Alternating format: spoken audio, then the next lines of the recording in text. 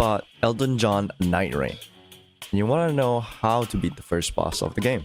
The game has been out for more than a month now, but somehow you're still stuck on this screen. I'm not Elden John himself, but I have a pretty good record throughout my playthrough. You have a lot of characters to choose from, but let me show you the best character to easily beat this dog. Let me introduce you to the jack of all trades character in this game. You want to turn off your brain? Play Wylder. You want to play a medium risk high reward playstyle? Just play Wylder. You want to stagger the boss every time you ult? Just play Wylder, man. You want to make the game as easy as possible so you can guarantee a win every time? Go play Hello Kitty Island Adventure instead.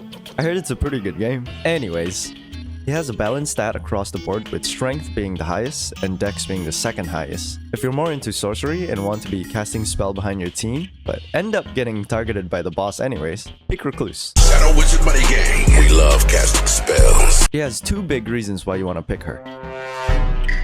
Wilders prefer Greatsword, but do not be fooled by this as he is also very effective with any types of weapons, even bows. I personally like to use Greatswords because they do a decent amount of damage, but you want to know what's better than one Greatsword? Two Greatswords, baby! Double the damage, double the bonks. It's great at breaking stances and you can just crit bosses to death. Combine that with jumping attacks and you'll have the enemy on their knees begging you for mercy. Now let's talk about his skills. Every character has a passive, an active skill, and an ultimate ability. For Wylder, his passive is Sixth Sense. This allows him to cheat death if the next attack from an enemy would kill him.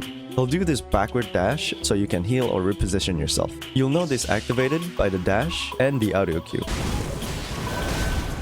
This allows you to play aggressively without worrying about being killed. What's even better about this is every time you go to a site of grace, it will refresh the ability, allowing you to potentially never die. For his active ability, it's a grappling hook. You can use it on the ground to traverse faster, pull smaller enemy closer to you, or pull yourself closer to bigger enemies to close the gap faster. The hook also does damage, so you can even revive your teammates with the hook from a distance. You can pretty much follow up with any action after the hook, so you can attack, jump, or even ult after the hook.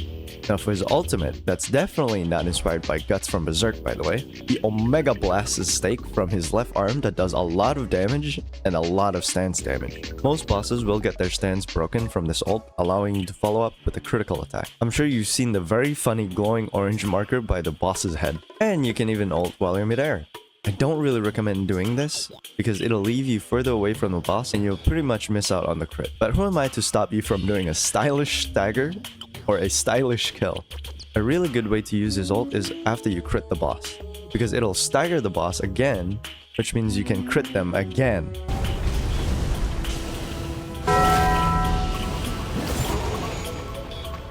Now that that's out of the way, let's talk about the relics. There's not really much that you need for Wylder. Of course, take the obvious, like plus strength, plus physical damage, health, stamina, or whatever you want, really. But there is one relic that is a must. One specific buff for him that is a must on every single run. It's where you can do this follow-up attack with a Greatsword after using the grappling hook. Not only does this give you a fire buff to your weapon, but it's also stylish as fuck. Like, who is this guy? The Dante of John Night Rain? This follow-up attack is the whole reason why I don't touch any other weapon type when I'm playing as Wylder. Nothing else can get me this bricked up, not even Recluse. And she's someone I would gladly be belittled by. During a run, I usually try to look for a Greatsword that has the boss's weakness. Regular bosses and field bosses will give you blue rarity weapons, while formidable bosses, the bosses that has red outlines, will always give you purple weapons. While it is generally better to use weapons from formidable bosses, they don't always come with the right element you need for the final boss. For Tricyphelos, it's holy damage, so you want to try and find a holy greatsword. What it does is, it'll give him a debuff that reduces the resistance. It won't stop him from splitting into 3, but at least you'll do more damage. Do be careful when he splits into 3, because the other 2 won't have the debuff, and you will have to reapply the debuff to the other 2. But if you're a Chad like me, you don't need the boss's neatness to beat it. That pretty much sums up the setup for Wylder, and you're ready to go spank that dog and domesticate it so it can guard your house while you're doing your 9 to 5. Thanks for watching, and let me know in the comments if you want to see different characters in the future. I'm doing a challenge run where I have to beat all the bosses top to bottom, and if I die once, I will have to restart all the way back to the top. I'll be streaming it on twitch.tv/Ichigo, so if you're interested or just want to bash on my gameplay, come check it out. Finally, I would like to give special thanks to my Patreon for always supporting me. Their names will be on the screen right now.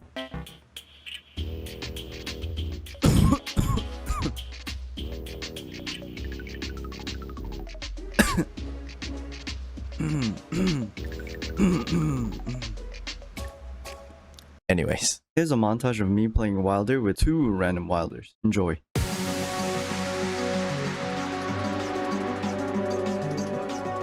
Enemy spotted.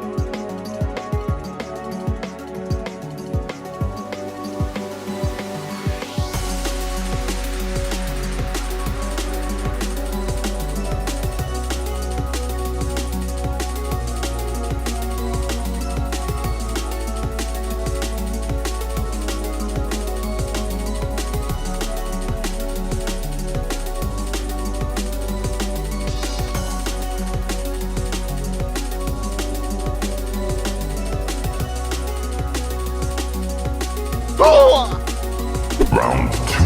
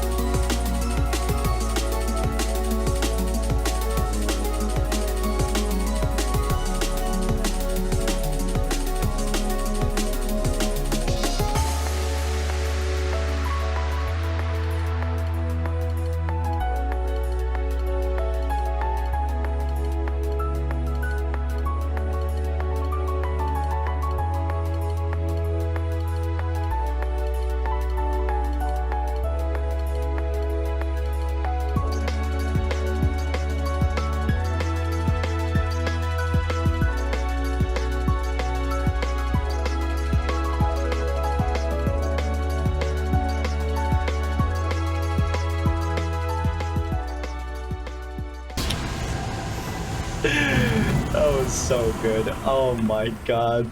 That was actually so good. I can't. God bless them. God fucking bless them.